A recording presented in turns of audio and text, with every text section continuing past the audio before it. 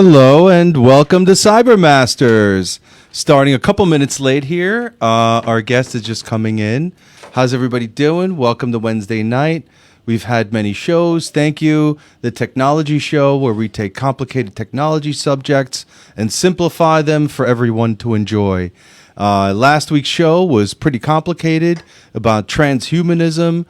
Tonight's show is going to be a lot more fun. Introducing my good friend and guest, Patrick Deegan, everybody.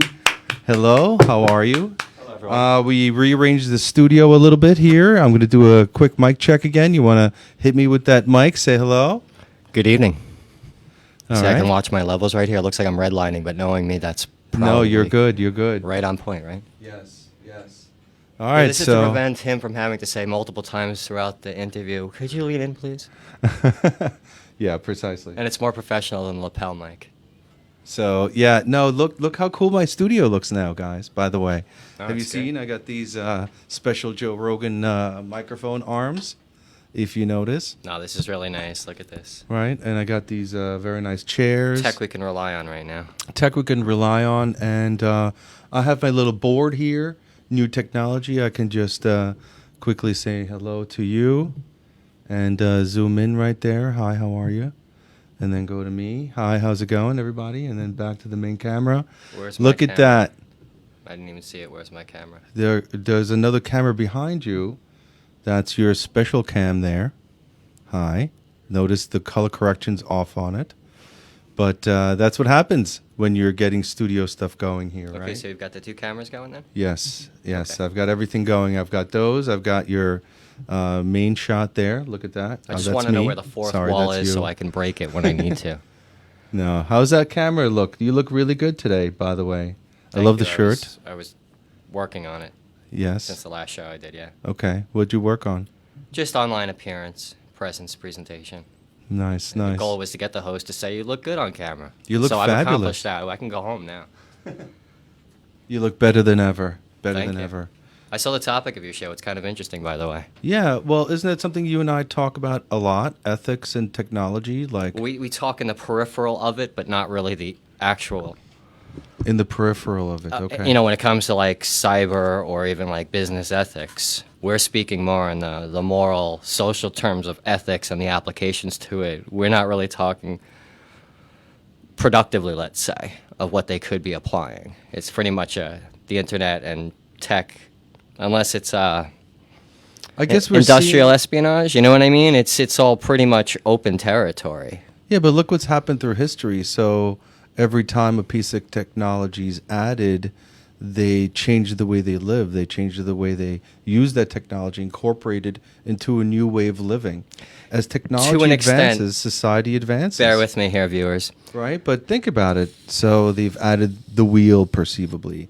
Then they added working with metals, working with all kinds of materials, increasing architectural planning, using things from the past and things from the future, and still not being able to build some of those amazing pyramids yet, but getting there, I guess, right?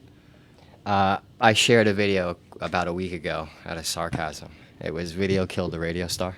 Oh, I like that one. So we were just talking about the fear is that with every new emerging technology that the old way is going to be gone. So it's not so much that we adapt to it, we incorporate it into our lives. But even with the incorporation of the wheel into daily society, there are still older methods that are easily used, even if it's niche or retro, let's call it. You know what I mean? I don't know why, but my son is buying vinyl right now. Vinyl, I love Yet vinyl. we used to survived buy that vinyl. debate of which was the better clarity and vinyl versus CDs, and we're the analog digital generation. Right, but the isn't crossover. it? But look at it, right? Analog was amazing. It's still clearer than digital. Even to MP3s, the bit rate was higher on that analog. True, but he's paying $40 for a record from 1992, and it's a reprint, by the way, as opposed to going and downloading the song digitally. We also survived terms of ethics online, the whole, was it the LimeWire debate? Yeah, I Napster. remember that. Napster with Napster guy with from Lars Metallica. Right. Ulrich. he, I he- remember he- Lars Ulrich showed up at the guy's door, banging his door. He's like, "Come on, man, what are you doing?" You know? Like, what the heck was that? I always pictured Lars Ulrich as when it came down to that, as the kid from the movie Better Off Dead, the paper boy, knock on everybody's door, $2. Where's my $2? Where's my download?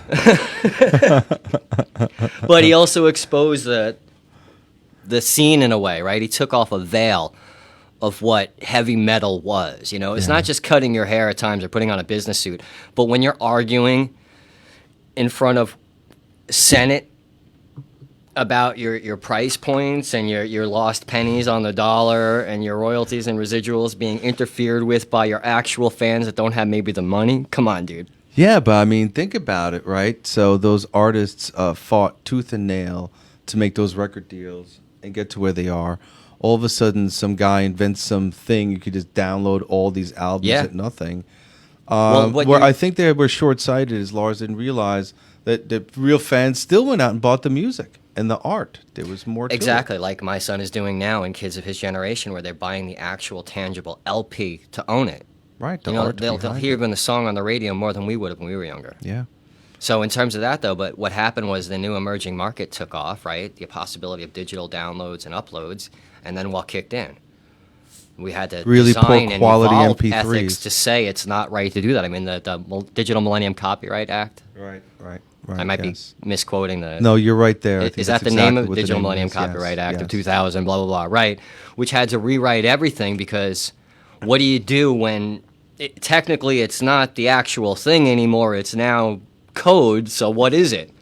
Right. And then they gave a blanket pass for anything that's digitized as basically proprietary. Right. Until we go on to online, which we've discussed even on your show, until I go on and sign a third-party user agreement, and now And I've you can given away use the it. likeness to my fifth Yeah. generation beyond me of children, you know? But I like the idea that you could download lower quality. If you want the high quality with the artwork, you go and buy the artist's stuff. I'm like totally okay with that. I guess we had no choice but to make that okay, right? Somebody joked with me a couple years ago. I'll say his first name, but his name is Andrew. Okay. He's in the financial community. Okay? Hi, Andrew. And anytime I do this, he goes, he says something sarcastic like, archaic movie facts for 600, Alex. but in terms of that, like another ridiculous movie quote, but it was one of the Star Treks where for Spock gives Kirk actual glasses from like the 1800s or something like that. I saw that. You know what episode. I mean? It made no sense in a way, and then he puts it up with his other antiques in the future. And like when we look at the future, like would you ever conceive a future where there are antiques in a person's home, just like there have been for hundreds of years, by the way? Yeah, Antique no stores question. go back for hundreds of years in Europe. You know what I mean? Yeah. The antiquities market in Egypt has been thriving for, well, Sure. almost over a millennium. You know? Sure. Well, finding the originality, that one item that was the original, right, has so much value, even in the digital world. To put that watermark on it, that's the original item. It'll have even more value than the stuff you saw in real life. You know what I Well, mean? I have something that I want you to show in the show later, if Yes, you could. okay. It's actually a video. Okay. I think I messaged it to you the other day. Okay. In terms of ethics or cyber warfare and the applications to it. So the reason I'm asking him to pull that up is what he was just saying in terms of a watermark. You can watermark something and copyright it and protect it intellectually, yet at the same time, I'm allowed to share just about anything in the fair use agreement. Right. So he's completely allowed to share it. We can show it. We can put a picture of it. We can put the poster on the wall. And then if we put this on Facebook or certain mediums, it's going to be flagged as copyright infringement. But the truth is, it's not. Sure. I know you've run into that pitfall. A lot of people have online where it seems like a violation, where people that I know who are producers are getting flagged for their own work. Yes, exactly. Like myself. I mean, I've had that problem. I'm getting flagged for work I can prove I made myself. I mean, what the heck, you know? Well, that's you making it on your own. What's Yes. happening with these guys is because they already have distribution taken care of, so they have been the creator of the work, but it's signed off by a record label somewhere, and it's being flagged as a violation of their intellectual work. Okay. So these artists are having a hard time uploading their own work because the way it looks is though they don't have rights to upload it themselves. But if they if they upload to ASCAP or protect themselves through BMI, don't they have that protection? Don't they automatically? Well, it's not that. You or I can maybe share it under fair use if we can upload it and argue it, but they can't seem to just easily upload it. It's almost like the second the artist signs off on it, they it. now don't have the same fair use capability as they did if they didn't release it like you or I would. Well, when I sold my music, the company I sold it to, I had to relabel all the songs. I had to put a new name to all the songs, even though I gave them a specific name or whatever. And they sort of took ownership of those songs, and you know what I mean? I sold the rights to them in a changed name. Mm-hmm. So does that mean ultimately that that song with a different name still it's not copyrighted, or I could use it? Was it Henry? Think about it. I don't know if everybody has copyrighted music here before, but He went under a couple names. One of them I unfortunately. know was John T. Booker, John T. Hooker, Henry Lee Hooker, I think was the other one. Okay. 1930s blues musician. Signed, I think it was 30s when he originally signed, whatever. Okay. Forget this because we're way off topic here. But the point is, he had signed a deal with the record label, the first Prince in a way, okay, where he no longer had rights to his name, but that confined him to not make more money. So he had signed a record deal for an album under his name. Yeah. Let's say John T. Booker, okay? And then he spent all that money. He needed some more money, but he then went to another agency under John Lee Booker. Got it. Made an with a album. slight name. Same guy, but he in the 1930s or 40s or whatever it was had already figured out, you don't own me. You don't own me as the artist. You don't own my music. You only own what I present to you under that name, and that's all I signed off on. Yes. Whatever yes. alias I want to use. Yes, and I'm using an alias here that's completely different. But even if I use my real name, that could just be one particular concept and change it to be something else. That's interesting. It's in how you terms of package that, it, put right? it on paper. Like the screen names, though. I mean, Right. I just automatically presume everybody in Hollywood that's not their name. I assume so too. You know, I mean, that's been going back. I just would hope that they have. Well, think about rights to this their show. own name I now. mean, do people generally assume just a regular dude with a podcast has a stage name? You know, that's interesting. I mean, I assumed that before I started this adventure that most people were using an alias or a stage name. I was actually surprised at a lot of people using their real names on these podcasts sometimes. Yeah, because It's uninformed. the stage names are fake, and in terms of that, you run out of them. You know, it's almost like letters of the alphabet. Yeah, You- exactly. How many? You know what I mean? Until it turns like a porn name. You know? Yeah. Like Dick Steele. Like you know Yeah, what I mean? well, Like, isn't Ed Notella a cool stage name? Like on top of it, because it's something cool, you know, like Witherspoon. I don't know. What's a don't know, cool man. stage name? I got when we Archer? first met, I got the spelling of your name wrong for years in my phone. So Yes, as far Yes. as I'm concerned, this is your third or fourth name that I've known you I as. love it. So I love it. And I have whatever. other. It's Ed.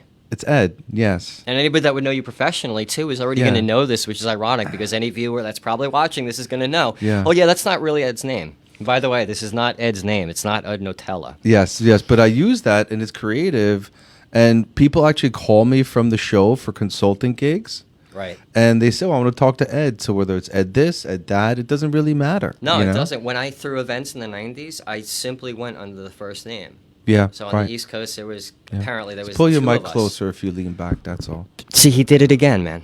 That's all. Just be conscious. You have a microphone. No, I situation do, going on. but I leaned back for half a second, and it's almost like he caught me. Do you know what I mean? Well, no, So because you had what I something had good been to doing say, the whole man. You were time saying is good I'll lean stuff. forward and move the mic. I you know? gave it to you so you can go everywhere. Oh, look You at Go this. sit outside. No, You it's can- okay. But yeah, it's, you can I have make it- to tighten it. It's you okay. can tighten it. You can have full range. You got No, full I range know in the that. show. But if had I not grabbed it, we were about to have the mic go full on limp in a heartbeat. No, they're I pretty asked steady. for a They're pretty lapel steady. mic, and this is specifically why. Yes. So no, that I could sit here and go like this and. Yeah, and we can swivel and stuff. Yeah, I mean, I it's like, And you okay, can so pull I it can up and talk, down you know, but he and makes stuff, it and you no can- fun. So it's like, you know, hey, come on the show and hover over the mic. I'll No. even give you a swivel chair. No, you can move it around. But make It sure can you look, only move speak this into the way and microphone. that way, you know. I had up this and conversation down. because there's a town hall that I go to every once in a while I have to speak at, Yeah. and they've got a podium with a gooseneck. Okay. And the gooseneck, I'm going to be blunt on air. Okay. I am disabled. I suffer from mobility issues. So there are Okay. times where I can't move. I have to hold on to things. So that's why he also adjusted the room Yes, for me. yes. So I've got a podium that's perfect height that you'd want to hold on to. You know what I Yes, mean? Like yes. a perfect almost power podium. Yes. But this gooseneck mic that's down here, basically. So you got to go So like, the second you realize, oh, it's gooseneck, I can bring it up, you realize you're bringing it up, but basically towards the front, at the top of the podium. Okay. So anytime I bring it up to the appropriate height so I'm not crouched down, Yeah. You got the old supervisor, it was almost like he'd punk me going, Mr. Deegan, could you please speak into the mic?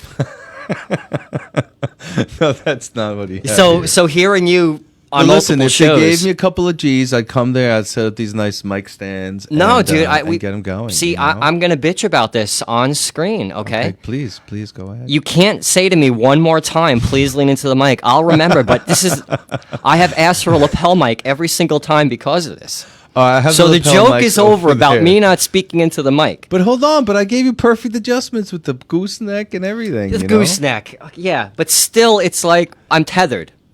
Okay, all right, just a little bit. I mean, that's tethered. I've complained to him about the technology side of this, and this guy. I'm working. No, could you let's say at your house right now? Yes. Could you hook up and follow me on this? Yes. An electric guitar. Yes. Have that guitar not plugged into anything tethered. Maybe go into the bathroom Yes. and play that guitar and Yes. have it sound like Evan the very Room. very literally Madonna doing a musical scale. Okay. Yes. Madonna's exact voice, no less. I don't know about Madonna, but probably. Okay, so you couldn't grab her voice and then put I it into probably a could scale. follow her scale. Okay, could you make it sound like a trumpet? Yeah. I think Oh yeah, so, easy, like a heartbeat. Right. Well, yeah, with MIDI. The point you is know? the tech. Yeah, I know with MIDI, but the point is the tech. So don't hand me a wired mic. Okay. Tell me about how nice the neck is. It's Okay. awesome. I mean, this looks as cool as can be. I saw the pictures earlier on. I'm like, that's awesome. Very nice. But in terms of ethics, which is the point of the show, and cyber ethics and internet, You will have- this is immoral what you're doing. I asked for a Okay. lapel mic. You will have a lapel mic configured next time. They're right there. I'll do a whole show. Of It the reminds lapel me of that mics. meme I made after like the first show, where it showed me basically having like a bitch fest, like a Yes, stampede, yes. because the microphone was too large. Like, Yes. I'm not talking into that. That's phallic. What is that thing? Well, I had the mic and I put these boom things on it. I don't know. I was experimenting. You know, this whole No, show makes is one sense. big, huge experiment. Well, I think we had this conversation. Could I have the remote for a second? Yeah. Why? a- But that's as a the prop. television. Yes. No, We have having three done stage and bands Yes. So you're back in the sticking it day, in your and ear. the rule of thumb, Yes. you take the top of the mic here basically, and Okay. that's your distancing Gotcha. to the bottom, but to the bottom of your chin. Yeah. I don't use those rules because I learned that I saw that rule on an adult film once, so I don't actually. Okay. No, I get it. No, it's actually, well, what it is. So in terms of that, I had this problem a couple of years ago when I was speaking with multiple people who were speaking. Yeah. Anybody that wasn't trained on speaking into a microphone for public presentation Yes. didn't have the presence Yes. or the awareness of the proper distance Sure. and the proper projection of your voice. Sure. So I know at this distance I'm fine. Yeah. Exactly. In terms of technology, I'd have limiters and compressors and everything I needed. So Yeah, I'm not redlining. So I don't need Yeah. to hear like, could you speak up or All right, I'm sorry. from you of all people when I know what can be done. Okay, That was okay. a long segue to get to it, That was but a really basically long he could segue. take But my the speaking. ethics should be that I should shut the heck up. Well, or bring in lapel mics. Okay. And swap it out for I a couch have and the let's get really lapel serious. mics. Dim the lights, put on some black light. Okay. We'll smoke a blunt and go. Nice. Technology, man. Well, listen, we're so much more relaxed now with these chairs and at least the next level up of microphones. Childiness Maybe not needs the to come out of play. perfect lapels, but they're coming. I'm slowly increasing the technology all over here. So, but that's interesting. So ethics ties right into that because my ethics says that to increase the show, I'm slowly adding technology to give the audience better presentation. When I also realize that working on the guest and their comfort is something I've left out. So when you came on the show last time and you were like, Ed, man, you got to do this and I like to improve this, I was like almost negating the guest here. And guest after guest, I realized that that's a key element of the show, and I was getting too geeked out into the tech. You know what I mean? Well, people, I'm going to take a picture of it real fast, and Yes. I'll send it to you, and if you can, upload it even Uh-huh. in somewhat real time. What I'm taking a picture of is what we've got going on here. Okay. Yeah, I have a picture of the studio. You do? Okay, show them, so they can understand. Pull it up. Yes. In terms of the presentation, that's what you've been focused on, making sure, like you've heard him say, the sound levels are right.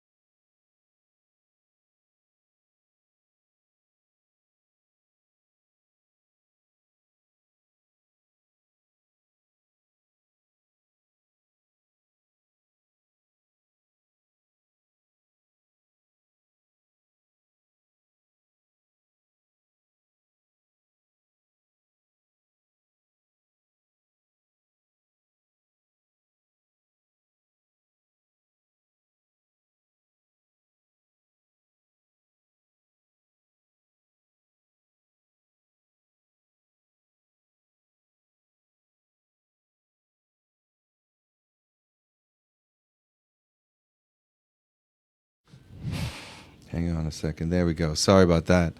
Having trouble pulling up this image there, so I apologize about All right, that. well, I'll explain it to you. I'd There's rather do stuff pre and then put it in after because sometimes it doesn't work out so good. all good, but that's the kinks you'll work out Yes, in terms yes. of, I mean, you've just been doing this year. Yes, exactly. But while you're doing all that, you haven't had the ability to actually work out the staging for the guest. You know what I mean? Yes, yes. So that's the whole idea, is to get everything ready for the guest and test it and incorporate with the guest. And the show is more than the tech.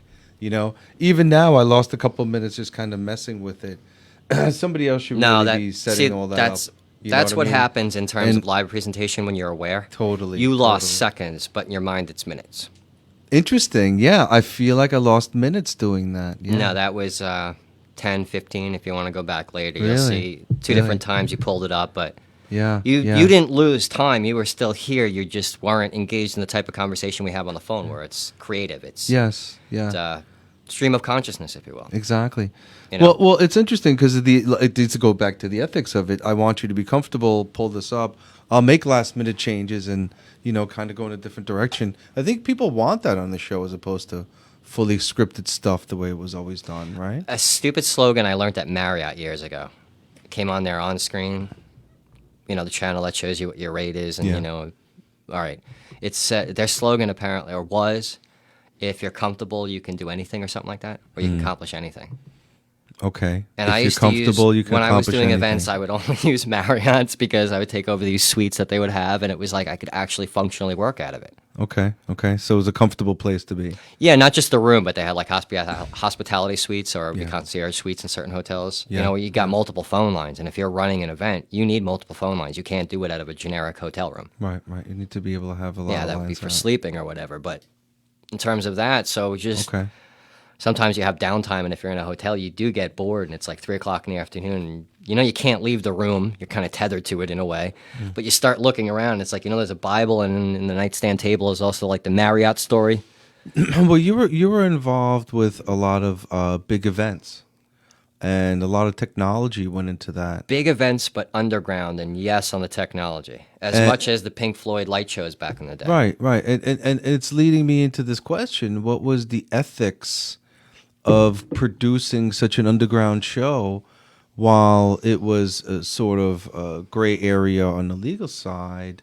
It changed people's lives. It was some of the best things that ever happened to people.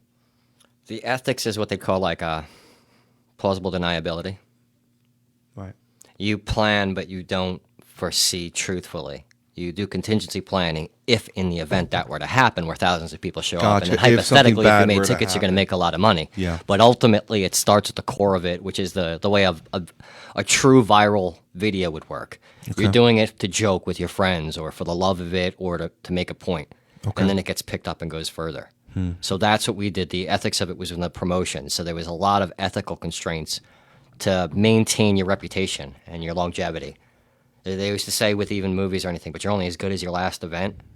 And if your last event, half of the artists didn't show up, people were So it's almost fighting like a security. competition of who can pull off the best event in the Yeah, end. but also very much a popularity contest because just because even you have the artist or the location, well, who wants to go? Who's going to be there? That especially if it's what we had was a touring circus, I'd call it. You know, it was Yeah. the same people. Sometimes they'd come in from Europe, and you do these flight shares to bring in a headliner from Europe, and now they're doing a What mini kind of tour. headliners? These were electronic artists? Yeah, electronic artists or DJs within the electronic formats. Okay. So like in the 80s, like the cyber synth wave of the 80s, Yes.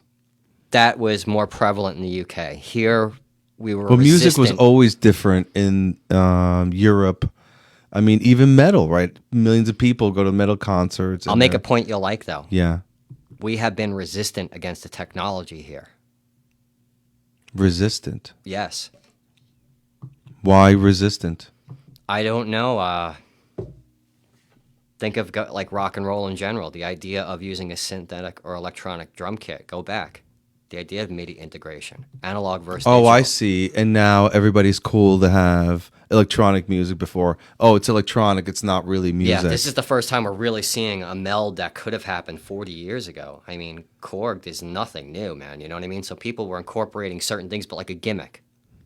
Nothing Right, right. It more, but a wasn't really gimmick is like, more, Yeah. it needs more cowbell, but Yes. not the whole thing. And then the bands in the 80s, like even like Devo and things like that, you know? Yeah. There was this crossover that took place. Remember the guy from Def Leppard when he couldn't, Yeah. he had some songs that was an electronic kit. And I remember people Hello? complaining. Hi, this is Lisa from Spectrum. We have a hacker. Press 1 and get the latest promotions. We have a hacker. Off our list. We've been waiting for this for many shows. Hello? Your call is very important to us. Oh, this is gonna Please be stay on the funny. line. You'll be transferred to the next available agent. So these are the calls that everyone gets all day long. I don't have Spectrum. Yeah, there is no way the person's going to be able to pay attention through this. Really? No, because you're going to be talking to them and I'm going to be confusing. Hello? Your call is very important to us. Please stay No, on the it's line. not. You'll be It's not our transferred to the call. next It's your available call. agent. You called in. Now, there was an operator who picked up and they put me back on hold. Yeah, I think they're watching the show and they're pranking. They're right now. watching the show and they're getting the right guy. Put Jerry on. Put Jerry on the I phone. want Sunil. So these are the calls people get, and I play along, right? Because we try to waste our time. So right now we're holding up one of their channels. Eventually somebody will come on and they'll try to play a scam Yeah. on us. It's never real. No, It's let's never bring this real. completely into the show because this is the Yes, point of it. Now, this totally. isn't just a telemarketer. Right. This has to do with the ethics of the internet, basically. Yes. So they got your phone because you had used this for a third-party user agreement. Might have, who knows what method they used to acquire your number, but they didn't buy a list like it used to be done, Right, like a sales list. like a D&B lead type thing. No, this is something completely different. Hello? Hello? All right, nobody there yet.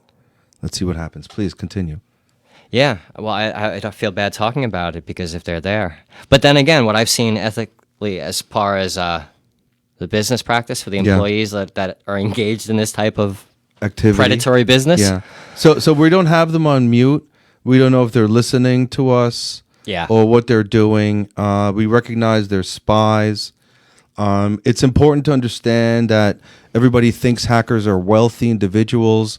We've recognized that the people making these calls could be poor people in poor communities where 1 or 2 hacks could mean a month or 2 months worth of food for them and all their family. Was it the 4chan, 8chan guy? Yeah. Went, like his background was internet porn, basically. So he went to Japan where the laws were lax on things like that. So a lot of these individuals, it's the modern equivalent of like a sweatshop, if you will.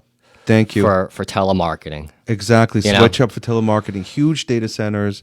They make a good Monty Python type sketch, people like it's been done probably in the past, but the idea of people chained to their desk, you know what I mean, with like a gerbil feeder of water, having to just sit there. I mean, we've done it as business, you know what I mean. At this point, at the 3-minute in mark, we believe they are listening to our show, right, and getting credited for the time. That's what I was saying about the ethics. Getting credited for the time. They will not hang up because they don't want to really be doing their job. Right, and I don't blame them because they're. I guess after a couple of weeks, or unless you have no morals or ethics, yes, you have no idea that the people you're contacting never contacted you, have no interest or knowledge about your service, and are probably going to be rude. Right, exactly. You know, the last, if discovered, yeah. And also just a bit of PTSD from receiving so many of these calls. People are not on their best behavior when they.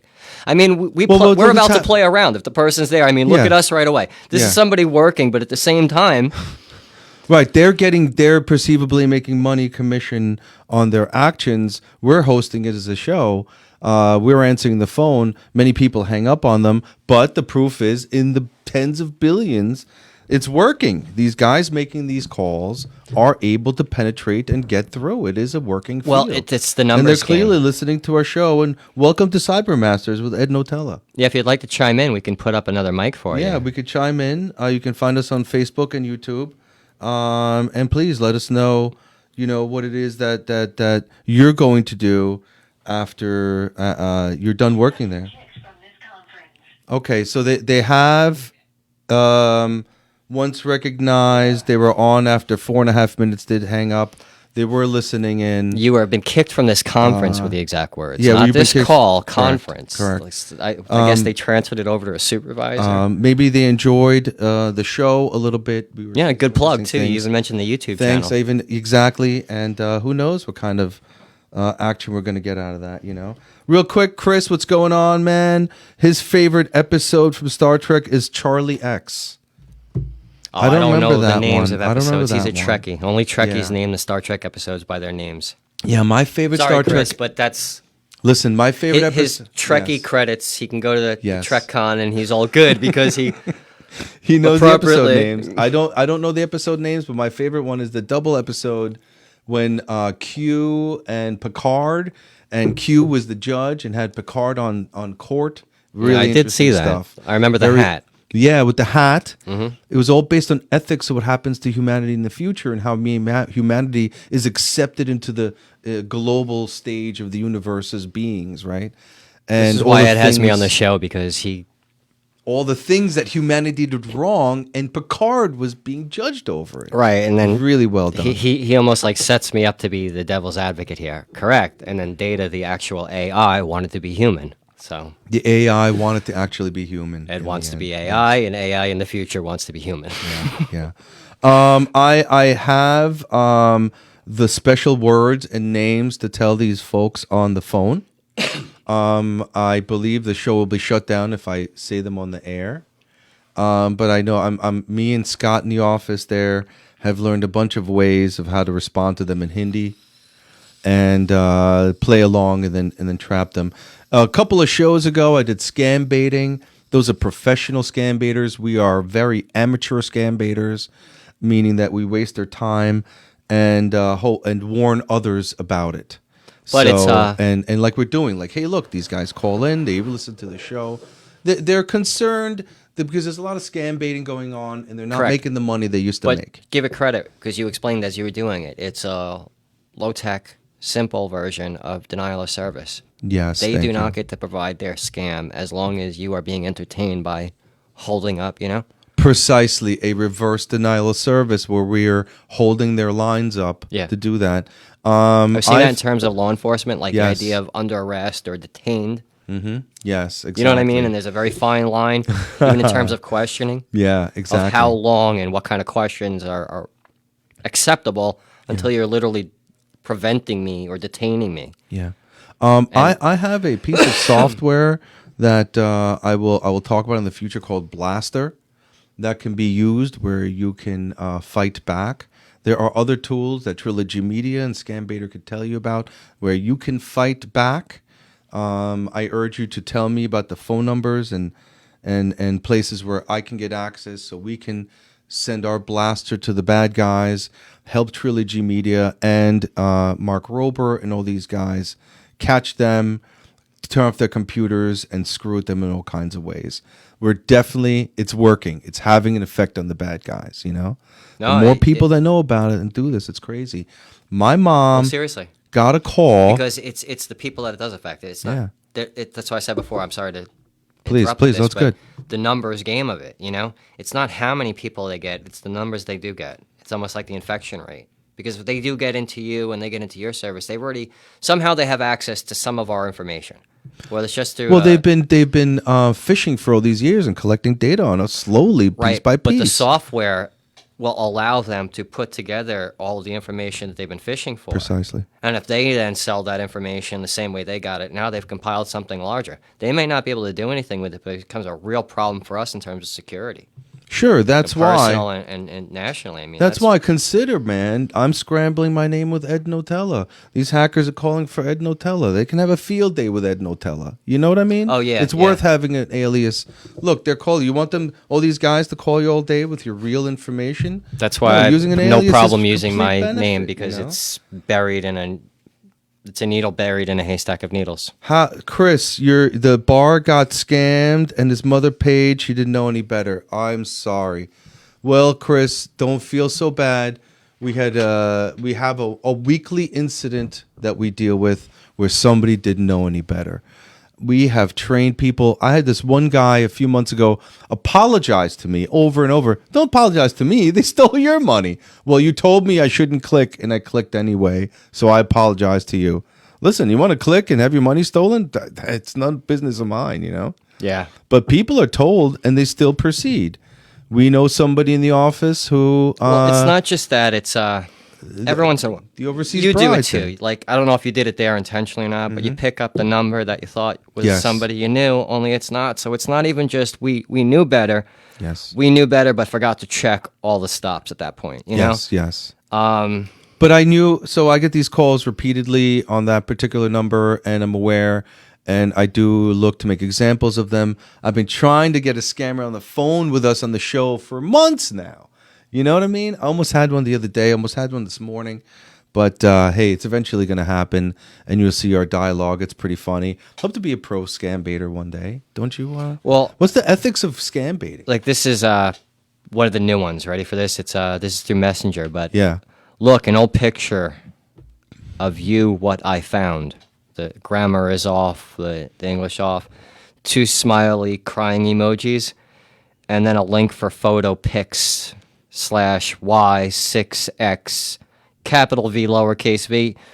This is... So what does that mean? You mean somebody sent you that? That makes no sense. What's been happening is they've been getting into people's Messenger accounts and then sending a message that seems personable. Okay. Like this: look, I found an old picture of you with a link to now bring me out of the message to the other location where it's going to be collecting my data. Essentially, I click this, and now I'm now digitally accepting a connection to whatever this HTTPS is. I think you're making a really good point. You follow it? Look at the bottom of it. You see, it's... Yeah. You're making a really good point, and the point you're making is that these attacks are coming through SMS. You click on that link with your phone, and you follow those instructions and log in. They're getting your info. They know what it is. I mean, I'm not hooking any of those up, but I would make it easier click on them, if by I the can way. click, if I can transfer money, so to speak, once I'm logged into my bank account with one click. Yeah. Then I would have these hyperlinks or whatever they're actually linking to. Well, I click on them. Do we know that this is actually going to? It's not going anywhere good. An you know IP that. address, though. It's going to a bad place, wherever it is, and they're capturing your data. Right. Bluntly, yeah. It doesn't matter really what the details are. It's going to a place that you don't want it to go. But I have this picture in my mind of what probably a similar one you do of like the way the internet works and like the idea of a server or Sure. somebody somewhere is doing this. They might be Nah, man, it could be all automated with bots. It doesn't even have to be people anymore, man. right, but it doesn't even even exactly. It doesn't need to fully be. Nah, man, it's all automatic now. I mean, a bot's creating these messages, collecting the data, and the human goes in every couple of Then weeks to see if something's what do you there. make out of these phone calls that are very poorly attempting like some kind of social human interaction? They're not poor phone calls. What they are is they're phishing campaigns, and they're testing the information. Is that a good number? Is somebody answering? As a matter of fact, if you notice, they'll call once. Nobody's on the phone. They call a second time the scam comes through. They're testing those lists all day long. Right. Well, that's what I said about making the mistake before. Yeah. And you answer one call, and then you're going to get bombarded Yes. by a number of them. Yes, and I want that because I get to reverse some of this. So what I do on those clicks, I still click on them and log in with highly insulting login names. Right. So I find that pretty funny. I think one evening I must have put 100 different really insulting login attempts and imagined what they think as they review those logs. Be like, that's what somebody's using for a username and password? How insulting. I see you've got one phone here, and Yes. I'm going to assume you're the same way. But Yes. and I had to travel with two, but I'm using two phones. So one is for actual phones and SMS messages. Yes. Minimal online. I don't Totally. think I really Yeah, installed but anything. bro, I into got here. Google Phone with another phone number on here. I have different services with different phone Oh, see, numbers. I don't Teams want has a them in number, my Google phone. has a number. So I don't want them in my phone. I have burner so- phones too, you know? No, these aren't burner phones. It's just a secondary phone. This one is purely for the internet. It's almost like a Just like a MiFi kind of like what the internet. Palm Pilot was supposed to be in terms of your phone. You know what I mean? Yes, So this yes. literally is. It still can make phone calls, but if it rings, it's like. Well, Look, we make fun of Palm perfect example. Pilots. If you want numbers for spam operators, I can give you a lot of them because this is a phone that I don't give the number out to and don't use for telephone calls. Mm-hmm. It has it for emergency capabilities. So I don't know if you guys can see. I'll go to the top. That's a whole lot of phone calls for a number that's not given out or ever used, wouldn't you say? And it's still going. I'm now in June. Because It just of the keeps going. I random get- generators, you know? It really is because this is the phone, by the way, that I use for all of my internet activity. Right. So even if it's an app, so the third-party users, any breaches are going to happen in this. Sure. As Well, opposed to my phone, which has all the data for, let's say, my personal messages or things like that. So you can get in here, and then I'm hopefully protected by the third-party user agreements of the security protocols of the app or the company, you know? If I'm using Chase Online Banking or Bank of America. I hear you. In And that fact, makes we a lot only of find sense. out about the breach when they announce it. Right, so using one phone for internet and access, the other phone for texting and phone. Yeah, and that's purely because of this. Okay. I do It's, slightly the security differently. of it, and also Yeah. we operate in a different world now where in terms of like what used to even be the text, the actual physical phone call compared to how much operation is done. Yeah, internet, text, Yeah. email. So I find myself online more than on the phone now. And as a result, while I'm online, phone calls are interrupting my workflow because it's coming through on the device. It's almost like on your computer. We like to I have all just want to these say things something streamlined. really funny. So my partner was on vacation, and he was telling us a story when he came back that his phone rings so much, he gave his phone to somebody else to take a picture, and it just kept going off, and people calling him and bothering him. He couldn't even take a picture, which is really interesting. Imagine you're on vacation with your wife, your kids, like, oh, sir, can you take a picture? And they take off with your phone. You have it unlocked so you can take pictures. That happens all the time. I wish there was an app that allows you to sort of take this generic picture and share it with the person you just took it from without having any crazy logins. Well, there is. I have a but- friend but who's you have working to- on it. That's awesome because the problem with that right now That's a would sick be like idea. the file sharing Sure. potential within your phone or nearby devices. And I don't know if you ever explained this on the show, but if I have that open and the person walks by with the right tech, that's how they're getting into my phone. Right. They used to be able to clone phones that way. I never learned how they did that.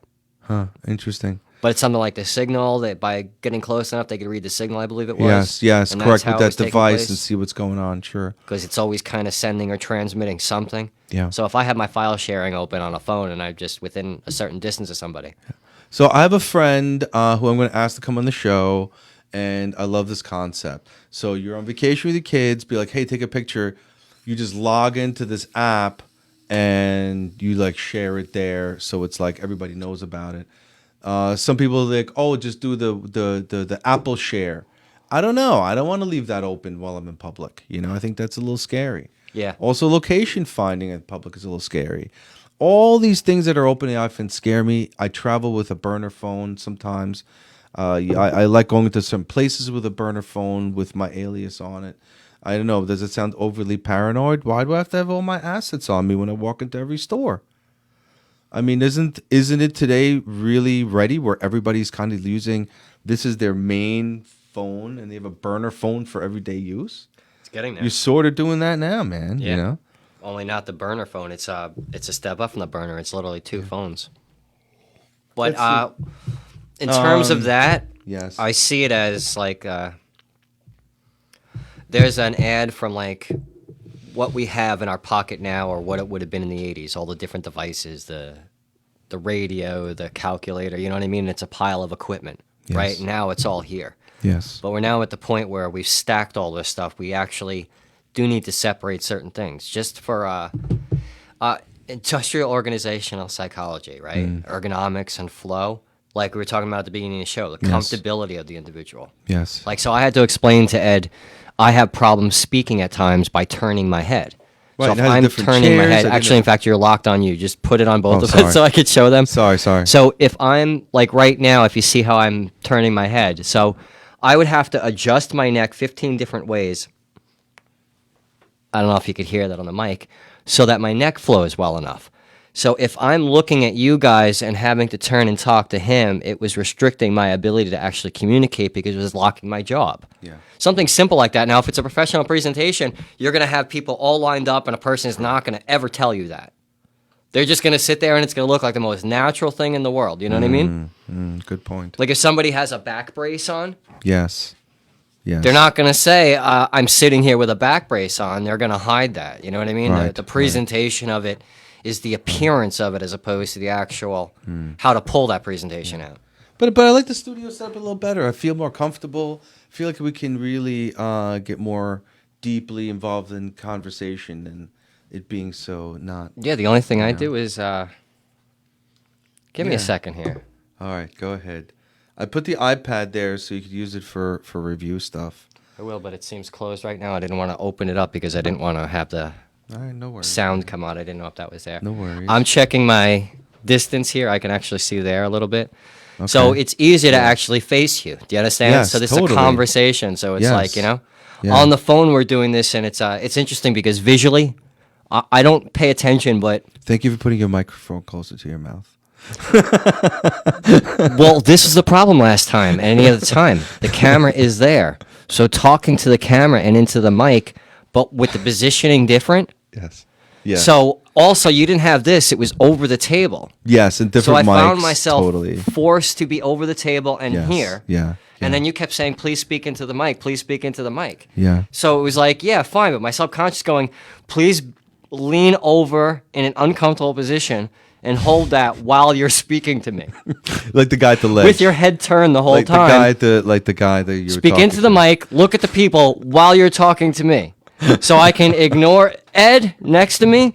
I can ignore the fact that I'm... Look, well, Ed, I'm look, glad you asked that. And Look. stare like and just grin like I've we've spoken seen. at legislature, and I know exactly what you mean. Somehow, no matter how many millions they spend, they can't get that podium properly lined up. This is, You know? Look, very nice. This is it. Okay. Oh, that's not comfortable. Yeah, I agree. So I the agree. podium is here. The gooseneck comes up, but if you're a certain height, you know, Got it. you Got can it. Because just it's yell and project your voice. my first day at Ledge. I was so proud. I'm born out of this country. And no, you got to turn it the other way. And I was at Ledge. I was going to show my grandfather, look, I'm in American legislature. And the first article in Newsday was like, all right, the county executive's dumbass couldn't figure out to turn the microphone on. This is going to be a fun 4 years. So that was my intro to legislature and the microphone there. I thought it was hilarious. I did perfectly there. I'm going to make fun of somebody by name right now. Yes, go ahead. I can say this because he's a St. Anthony's alumni, so it's a Friars thing. Okay. I'm a Friar tier, right? Okay. So John Kennedy Jr., Suffolk County Comptroller. I ran for office a couple of years ago, did the whole meet and greet publicly where you have to stand on stage and the panel, the dais, and everybody's there. John doesn't need a microphone. John, I can't even do it. No, I can. John's the kind of guy that'll speak like this. Okay. So since the audio technicians in the room weren't very good because it's amateur hour at libraries and places like this, John is booming. All right? But not only is John booming, John's a comptroller. Not necessarily a public speaker into a microphone. Gotcha. So he's Now, bleeding he's all not over. going to talk to you like this in a room like I'm doing, but in a large room, Yes. he's going to make sure his voice projects. Got it. Now, put all that together, and what do you have? Anytime I held the mic appropriately, I was told by the it room, was a can you completely please turn different your voice setup. up? Because they had set the room for people that were talking loud and close to the mic. Got it. So I had to mentally remember this, that anytime I spoke after, if nobody was manning the actual controls, I'm sorry, John, I love you, you're an awesome dude, but that is something that they don't train even for politics. And in terms of running for office, it's like, Good point. who thinks of that? You know what I mean? We're just turning, like I've mentioned the politics Hold on. and the There's BS side audio of it. departments. They should be thinking of that. There is, but you know what it is when they would really have to work the board if there's 20 to 30 people up there. But I mean, in one Ledge meeting, you have 50 people talking. It could be all different sizes and shapes. I mean, I used to go after a young lady who was this tall, and I'd be like at the legislature, like, all right, so let me present my case today. You know what it is these are... And half the time, the mic didn't work at all because it was ripped out of the floor. yeah, because they each moved one the of them, podium around. from what I recall, was done at a library. A library. So you're basically using their PA system. It's not It's nothing pro. exactly an audio technician. It's the person that knows how to turn the board on and maybe knows where the mics are. Does that make sense? It's Yeah, not, no, it does. It does. It's like a theater production at a school. Yeah, me and my But friend using Mike- their equipment, but not with the sound and lighting guy. You know, Yeah. if you don't have that person there. So I just want to say that I did an audio job for a church, a gospel church, last year, and same thing, great equipment. It's just they don't know how to tweak it and make it just perfect. You know what I mean? And Yeah, well, it's not just that, but like you've got a board over there, yes, okay? yeah, you got to tweak it for everybody. Got into the actual DJing. It was from working a board like that, working soundboards and actually controlling, the levels and volumes of different instruments and stuff like that. It's like MIDI, but without MIDI. Yes, yeah. It's like one of the bands I used to work with, for example, like it would be like, Russ sounds like crap tonight. I'm going to bring him out a little bit. John's hot. I'm going to bump him up, a little more treb, a little bit of this. And then you start working with a little bit. If you notice, the bassist's timing is off. But if I work the level now, his timing suddenly, miraculously, is worked in. It's knowing how to use a sequencer. Yeah, and that's when the actual artist comes up to the sound technician and thanks them. Something people don't. You know what I mean? But sounding right and things like that, you had said...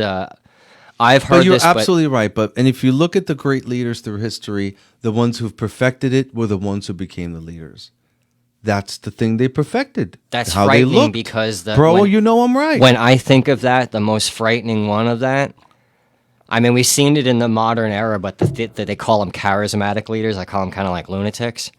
And I don't even want to say the guy's name, but the guy who led like Germany during World War II. Yeah, the main guy. That guy learned him in a psychology class of all things. Yes, and and it he wasn't the became an psychology of the actor. psychosis. It had to do it had to do with his presentation and the psychology of how the marketing of it. How to grab the person. Yes. You know what I mean? Yes. And then, but it was this twisted psychology of him speaking slowly and quietly. Mm-hmm. If No, you he have an found his captivated, voice.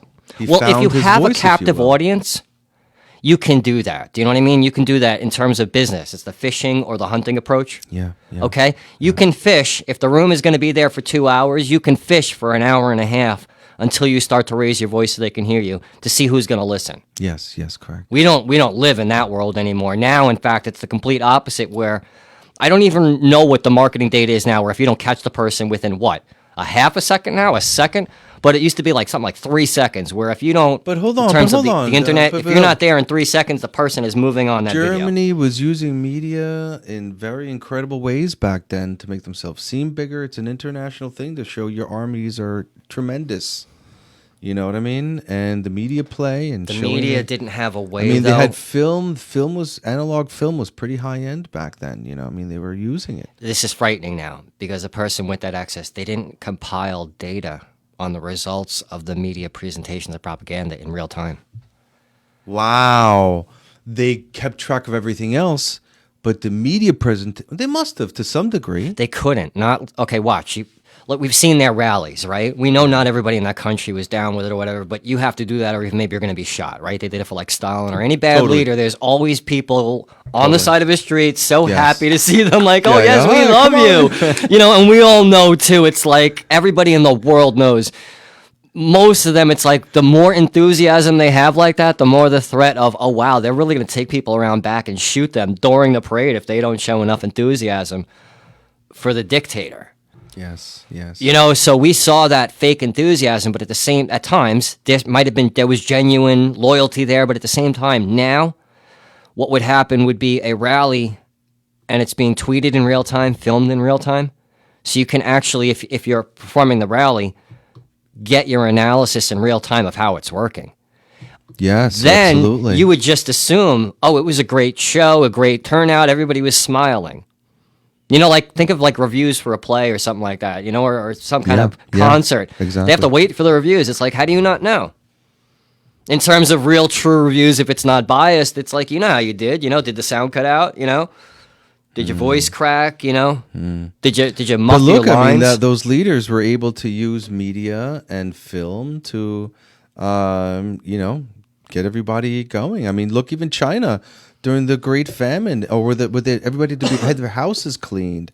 They were using the media in incredible ways during early communist ways to get people thinking a particular way. It seems like you can do more damage too by regulating it Yeah. in certain degrees. Not regulating it. I mean, it's not that I'm supporting regulation completely for it, but legitimizing it. If it's legitimate, and you're preventing people from having information, I mean, see, going back to the topic of the show, the ethics of it. Yes. The platform of the internet and the whole idea, I'll say it, this is exposing in a way, but so the hacker credo idea. The Hacker Credo idea. Okay, to go in, out, leave no trace, you know what I mean? Bit of evidence, so to speak, so somebody else knows you were there, a proof of concept or something, maybe even show other people, but ethically, you're not supposed to damage or destroy anything. You're not supposed to take anything other than that evidence, that cookie, if you will. You know what I'm saying? Okay. The kernel, right? Yes. Okay. I'm sorry to use those others. I'm no, trying to spin away from it. Cookie and kernel, those are things exactly like let's let the vocal algorithm get spun down this rabbit hole. But the point is, if I'm going into something, the ethics of it, if it's what's the line from the other movie, to use the movie lines for like 700 now. Okay. With great power comes great responsibility. Okay. So if okay. you have the ability to get into, like, let's say the national grid, or something, or a power plant or something like that, if it's not being done for malicious purposes, with that power comes massive, huge amounts of responsibility. Yes, to be able to do Aside that. from just the criminal implications from accessing it and whatnot. Sure, you know sure, what I mean? but being able to get in. So the old hacker knowledge pursuit, the aspect of that, of no more secrets, you know what I mean? Hack the planet kind of thing. Yeah, but that's what was the original pursuit, but it was misused in thousands of ways, right? But I still wonder if the framework of it, if you will. I think the original hackers that you and I know had real they cared for life, Like the humanity. back door of it. They want to expose the truth. Yeah, I mean, I wonder that. I just want to go back on this one quick thing here. In fact, yeah, and could you? Yes, You could. I think it's on Facebook. Yeah, I pull just up on go Messenger back on that the video, previous share that thing. with them. A little information. Sergei Eisenstein Really interesting guy. In the 1920s, I believe, he was a filmmaker who was sort of responsible for making montages and made incredible, interesting films about Russia and what it was like and how exciting and great it was to be part of the Communist Party. And it was really interesting film. I'm not sure exactly what happened to him at the end. Was it sponsored propaganda by the Soviets? But it was propaganda, but it was like over the top. No, but was it sponsored, like actually paid for by them? 'Cause No. He was doing it to mock them. Okay. It was a mockery, but it was like, look how much we're behind you. We love you so much. Like that kind of a mockery. Incredible. You know what I mean? And I don't know if people do that anymore, but that's an interesting thing there to look at. You know? No. If you look actually almost historically, but other countries, this is going to be controversial probably what I'm saying. Yes. But talk to me. Other countries will use that artistic prowess for nationalism. Mm-hmm. Here it's used for personal gain, you know? It's almost like certain sports in other countries, they might be supported by the state, if you will. It's almost like the arts. The arts, we have to struggle here for the arts to be supported. But if you were there, and if you are a phenomenal musician, you might be writing the new national anthem, and that's your day job. You know what I mean? And you don't have a choice on it. Yeah. But that's, I guess, what they ultimately think the jesters were, right? So you're mocking. Was Sergei Eisenstein the jester? Are we all jesters in ways, being podcasters and talking about all of this? Well, where was he at the time that he was doing it? He was in Russia in 1920s. Okay, then that's not that. I mean, a better place. I think I made it to a reference. I don't remember if it was even on the show, but the Monty Python type thing about like looking in the face of authority and mocking it and getting away with it because in a way you're outsmarting them. You're outsmarting So you them. said the word of the jester, to play the fool and get away with it. Is it now a jester, or is it like the epitome almost of political activism? If they found out, would you get killed? So, you know what I mean? So now it's jesters not, were political activists. Well, not real jesters. I mean, real jesters. A real Hold on. jester? No, real like King's jesters. No, were they political were activists. No, wow, where are you getting that from? Well, doesn't that make sense? I mean, think about it. They were talking about politics. They were the term talking can be about. used. I have to interrupt him here. You have to stop saying that because, like, are you talking about the medieval times? Yes, the medieval court jester? jesters. Yes, All they were right, talking you look about it up politics. for the purpose of the show. Look up court jester. Yes. Like, just go to the Wikipedia thing, I guess. Okay, I'll do it. I'll make it happen. I love Wikipedia because it's like the survey says. It might not even be fully the right answer at times, but it's the best answer that most people are willing to go with. What are we looking for? Court jester. But go to the Wikipedia so it brings you right to the origins in the medieval. Court jester. There's a restaurant called Court Jester and a movie. Here we are. Jester, Court Jester. Got it. Survey says is a 1955 musical comedy. No. What? No. I don't understand. Oh, wow. No, I don't think that was the right link there. But I think more jester is what we're looking for. The jester, court jester, member of the household of a nobleman or a monarch are employed to entertain guests during the medieval and Renaissance eras. There's an interesting subcategory. Entertain, but look, employed to entertain guests. So look at that. Jesters were also performers who entertained common folk at fairs and town markets. And discipline continued to the mid-modern day where jesters perform at historical-themed events. During the Middle Ages, jesters were often thought to have worn brightly colored clothes in eclectic... I have to interrupt you because you might be absorbing some of this knowledge. No, but you read it like it's a brochure. That's the intro, okay? Thank you. That could be edited. Yes. Now, within that, part of it was the privileges, and then they had the English court jesters. Yes, but ultimately they were entertainers, and they were using politics. They were entertainers, but the privilege gets interesting. But they were allowed to live in the king's quarters, and were entertainers, and were allowed to say things other people weren't to say in the light of comedy. They would make blatant sarcastic things, but it'd be okay because they were jesters.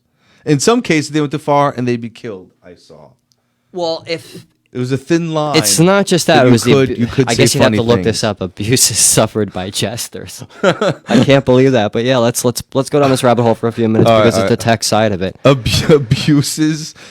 Yeah, see if there is abuses within even there. Well, hang on. Let's do another Google search. scroll. There. Hang on. Let's do a little search here. Find out if you find another restaurant. Abuses of court jesters.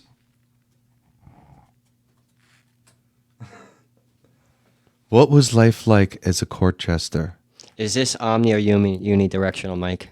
I don't know. It's the one you talk into the front of it. Uni. That's that kind.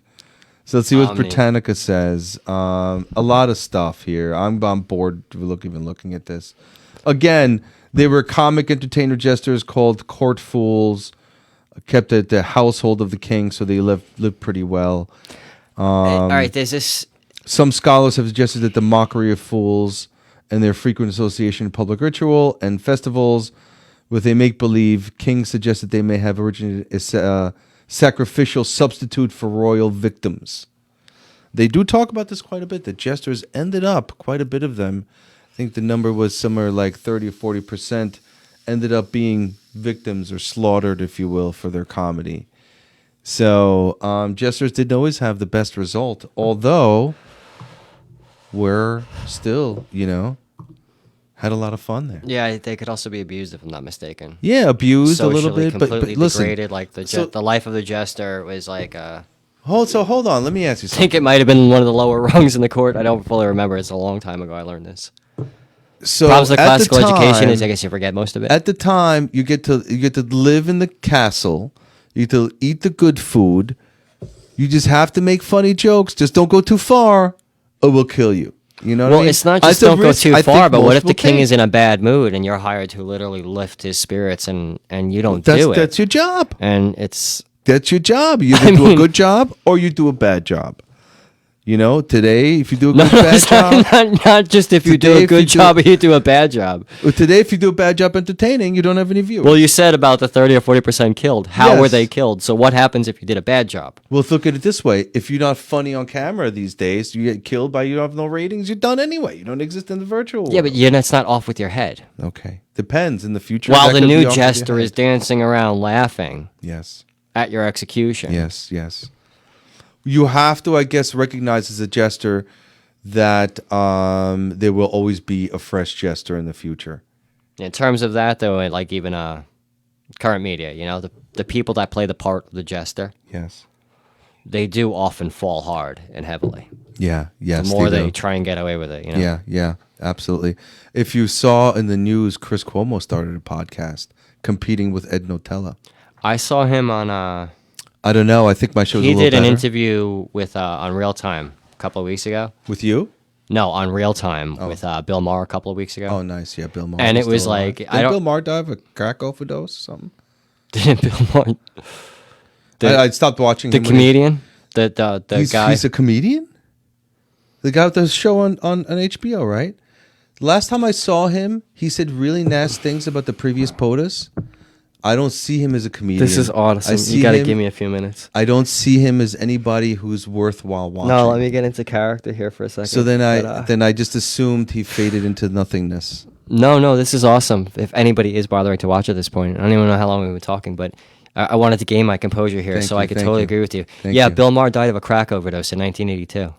He not He used to be a 82. comedian, though. He was a comedian with Yeah. a show. Actually, not Bizarre. 82. He was in the movie DC Cab. Yes. And Like he died of a crack overdose during the movie. He was driving one of the cabs, like he did his own stunts at the time. He was trying to follow that John Belushi style of life. I remember that. But apparently after that, now I don't know if it's AI or some kind of Disney animatronic type thing, but they've been perpetrating a guy called Bill Maher.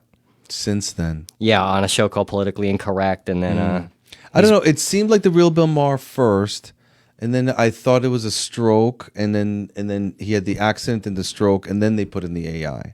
I don't know when they put the AI Did you in. see the Matrix AI? How real that looked the other day? They did an AI of Neo in the Matrix. It looks almost as a promo for their new video game. Telling you it's so advanced. It almost looks like real people on camera. Can't even tell it's it's CGI or whatever it's called now. I did see it because I was looking up something on my own with my son. Yeah, right. They looked. Neo is I the only was one that's a explaining little to him. off.